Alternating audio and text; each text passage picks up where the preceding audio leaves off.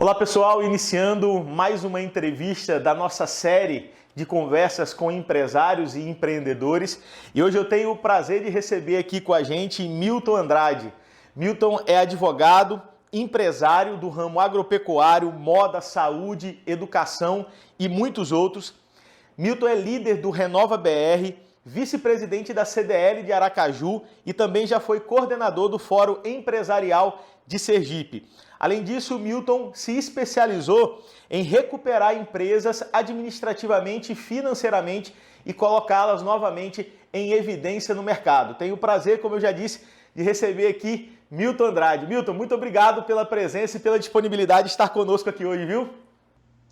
Prazer todo nosso, Caio. Muito bom fazer parte. Para mim, uma honra fazer parte desse quadro de empresários junto à Growbit. Milton, eu quero começar. Nós estamos aqui trabalhando essa série de entrevistas, levando esse conteúdo para pequenos, médios e grandes empresários de um ecossistema que tem enfrentado muitos desafios nos últimos anos. E eu quero começar com uma pergunta que faz parte muito de uma relação entre empresários e os seus negócios. E você que hoje lidera vários negócios no mercado, a gente sabe que não se consegue fazer nada sozinho. E aí eu queria que você contasse um segredo para a gente. Como construir, atrair, Milton, excelentes talentos para se conduzir essa quantidade de negócios que hoje você dirige, que hoje você participa de maneira tão excelente? Caio, primeiro que não tem modelo certo, né? Tem muito do perfil pessoal. E você tem um empresário, por exemplo, que ele começou o próprio negócio, que ele é muito bem sucedido e ele atua apenas em um negócio. Pode até ter filiais, mas é o mesmo negócio e através desse mesmo negócio ele conhece todo o processo, desde da produção do produto até a venda final do produto, até o pós-venda. Esse não é o meu perfil, né? O meu perfil é muito mais variado. Então, quer dizer, o que eu quero dizer com isso? Tem o perfil do empresário de um negócio só e ele deu certo, ele é bem sucedido e não tem problema nenhum nisso. E o meu perfil é muito mais horizontalizado. Esse perfil do negócio só é verticalizado. É um empresário bem sucedido que conhece tudo da sua operação. Eu sou mais horizontal. Eu conheço a parte de receita, despesa e estratégia de várias operações, de vários segmentos. E para que você consiga isso, não tem outra forma a não ser através de equipe. Pessoas bem capacitadas em cada setor, para que você possa estar variando. Então, você variar em segmentos tão distintos, não tem como você fazer isso, a não ser com pessoas técnicas e capazes no que fazem. Então, se eu estou na educação, eu preciso de um especialista em educação atuando nesse setor, eu vou estar atuando naquilo que eu sei, que é administrativo, financeiro e na parte de estratégia de mercado como um todo. Na saúde, mesma coisa, no varejo, mesma coisa. Onde quer que atue, é importante que você tenha um especialista no ramo e que você monte muito bem sua equipe e, em especial, que essas pessoas boas para a retenção do talento, além de uma remuneração variável que atraia, que elas tenham possibilidade de fazer parte societariamente do negócio. E assim, se eu dissesse a única característica que eu julgo em mim realmente boa é que eu consigo montar um bom time. O resto quem faz é o time. Perfeito, perfeito. Milton, a gente sabe que nos últimos anos, uma de suas grandes atividades tem sido recuperar empresas. Empresas que cometeram erro, talvez, ao longo do tempo, em relação a processos, finanças, administrativos, seja o que for. E você virou um especialista em entrar nesses negócios, montar uma excelente equipe, como a gente acabou de falar, e recuperar esses negócios. E eu queria que você falasse, para todos nós, Milton, que estamos te ouvindo nesse momento, como avaliar a saúde financeira de uma empresa? E qual dica você poderia dar, um conselho que você poderia dar para o empresário conseguir descobrir se a empresa dele está indo bem ou está indo mal nesse momento, principalmente de pandemia? Para cuidar da nossa saúde, a gente faz um exame de sangue, um hemograma completo. A gente quer ver nosso colesterol, quer ver nossa glicose, quer ver todos os nossos indicadores. Então, para cada ramo, nós também temos um hemograma ideal. A gente precisa saber o custo da folha sobre o faturamento, o custo do produto sobre o faturamento, o custo de marketing sobre o faturamento, o custo por cliente captado no marketing, o custo de aluguel sobre o faturamento, o custo de energia sobre o faturamento, todos os custos possíveis, essas variáveis possíveis. E como eu não consigo, por exemplo, saber quais são esses indicadores ideais, porque são vários ramos diferentes, o que é que eu costumo fazer? Primeiro, uma pessoa da área, que vai me dizer qual é esse indicador. Segundo, todas as empresas de algum segmento estão na bolsa. Então, eu pego o indicador de uma empresa que performe bem na bolsa de saúde, eu pego o indicador de uma empresa que performe bem em educação, no agro, para que eu tenha uma relação parecida com a delas. Então, a partir do momento que eu já criei um parâmetro e eu vejo, por exemplo, que meu custo da folha em relação ao faturamento está muito acima, eu já sei onde eu preciso cortar primeiro, já sei onde eu devo atacar primeiro. Porque, por exemplo, nós pegamos uma empresa que ela tinha 700 mil de prejuízo por mês. O faturamento dela caiu 40 e poucos por cento, e hoje ela tem um lucro de 200 e poucos mil mês. Como se consegue isso? Tinha muita gordura, tinha muito desperdício, em especial na parte de locação, em especial na parte de prestação de serviço e principalmente na folha. Na folha, por exemplo, foi uma redução superior a 50%. Naturalmente, isso tem impacto de rescisão de imediato, mas a partir do sexto, sétimo mês, é basicamente economia na veia da empresa. Então, você ter esse parâmetro é a melhor bússola que se tem para o negócio. É criar o hemograma ideal de cada empresa, de cada segmento, e seguir procurando, perseguindo a meta de atingir aqueles indicadores. Perfeito, Milton, perfeito. E aí eu quero acrescentar em cima disso, Milton, toda a sua trajetória, quais foram os principais erros que você conseguiu identificar que levou muito desses negócios ao fracasso? Você poderia passar isso para que a gente aprenda e não cometa esses mesmos erros? O principal erro foi queimar caixa com imóvel. Assim, esse foi o início do fim, ou o início das dificuldades de muitas empresas. Você tirou um caixa que você tinha lá de meio ano de faturamento, um ano de faturamento, aí comprou o imóvel, ou reformou o imóvel, e aí quando veio a crise da maré seca, você estava completamente desprotegido para enfrentar aquela crise, e aquele caixa que era para lhe suportar por 6 meses, um ano ou dois, já não existe mais porque ele virou imóvel. Então, um grande problema, em especial em Sergipe, pela cultura que se tem patrimonialista dos empresários, é a imobilização do capital. Eu não recomendo nem um pouco isso.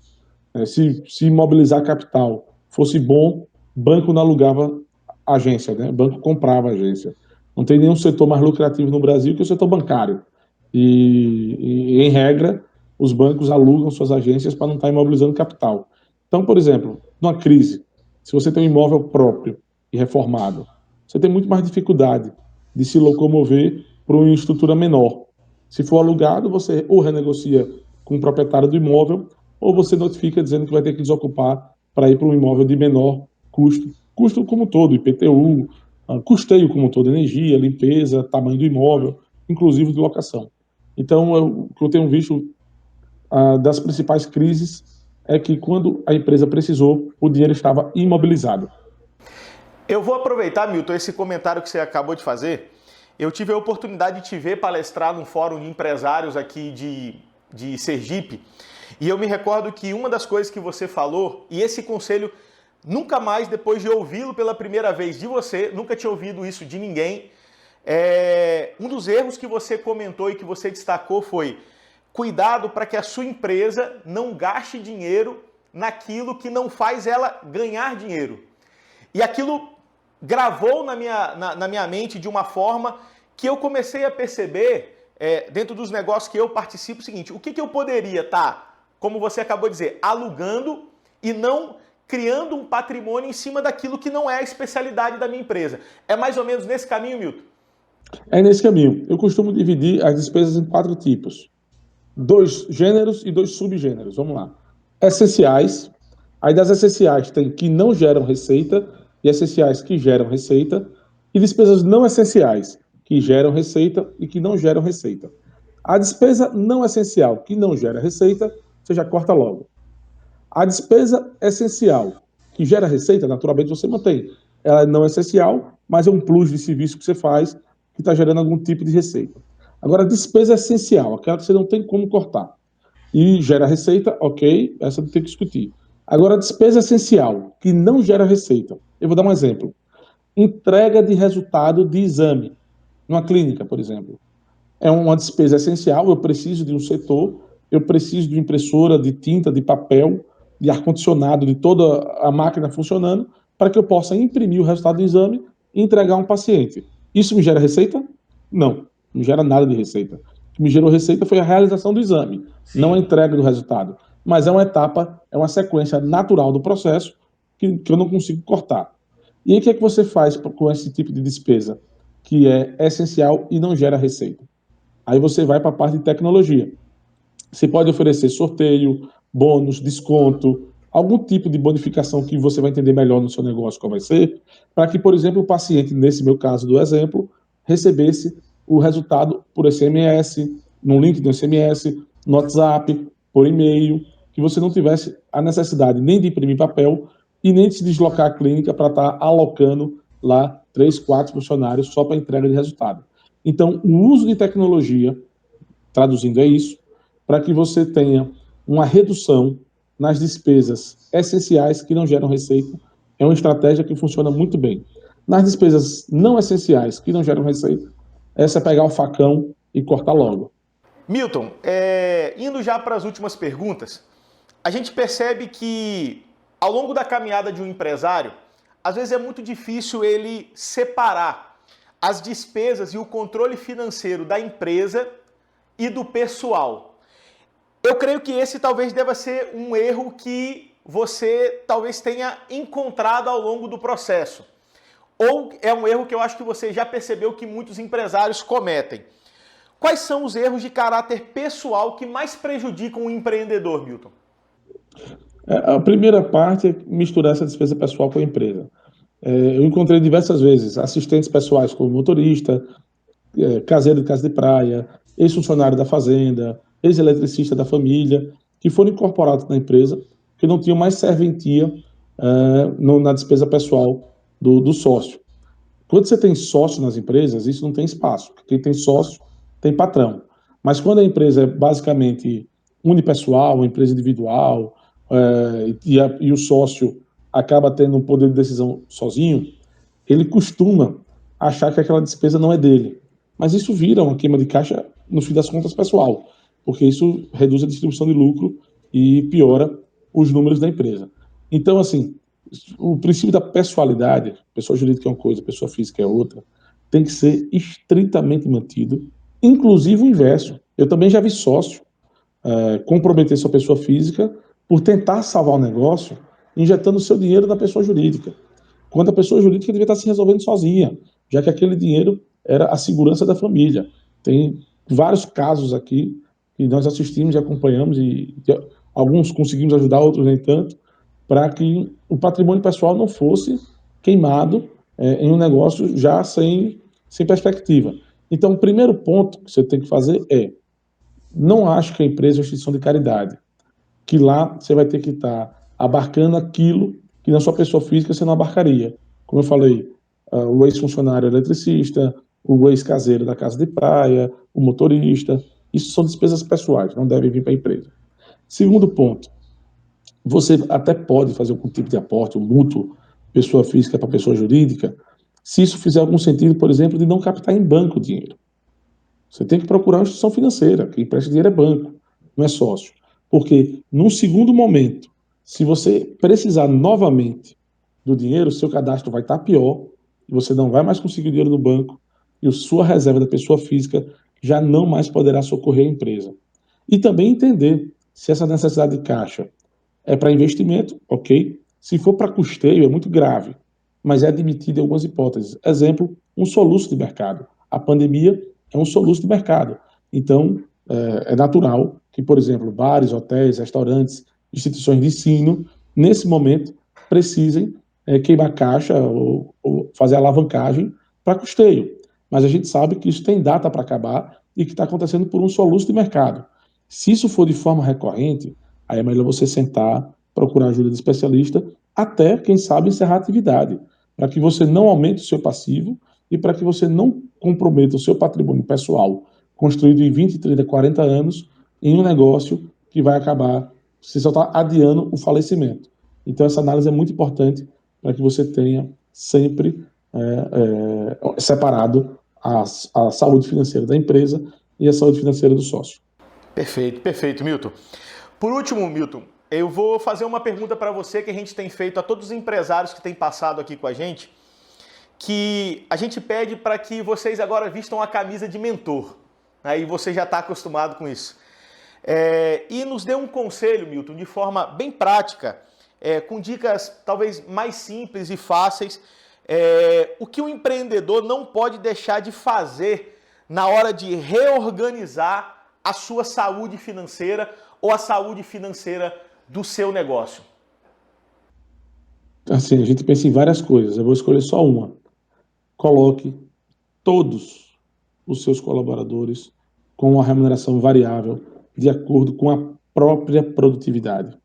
Quando ele ganha de acordo com a produtividade, ele melhora a sua performance, ele se sente mais motivado e ele tem uma maior justiça na remuneração. Eu vou dar um exemplo. Eu sei que não é fácil, mas temos que fazer isso. Você fazendo isso vai aumentar o seu faturamento, aumentar a sua rentabilidade e reter os melhores talentos na sua empresa. E a empresa é feita de pessoas. Então, se você tem os melhores talentos, você vai ter a melhor empresa, sem dúvida. Vou dar um exemplo. Vou dar mais um exemplo da saúde. Quando numa clínica, o atendente vê um salão cheio, ele não pode pensar, me dei mal, vou preencher um monte de guia hoje, vou trabalhar cansativamente às 8 horas que eu estou aqui e no final do mês eu vou ganhar igual.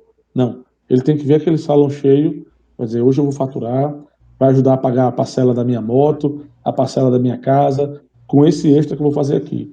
Então, quando ele vê isso, ele muda completamente a sintonia do atendimento ao público, ele muda completamente o ânimo que ele faz a atividade e a qualidade.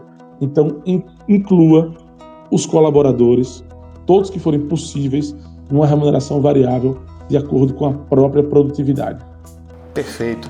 Pessoal, esse foi Milton Andrade, empresário do ramo de agronegócio, saúde, moda e varejo, educação e que virou um especialista em recuperar empresas e que nós tivemos a oportunidade de ouvir dicas tão preciosas para a gente aqui nesse momento. Milton, muitíssimo obrigado pela sua disponibilidade, pelas dicas, pelo conselho. Obrigado pela participação. Obrigado pela oportunidade, Caio. Sempre uma honra bater um papo com vocês da Agrobit. Um abração. Um grande abraço, Milton. Até a próxima. Valeu, pessoal.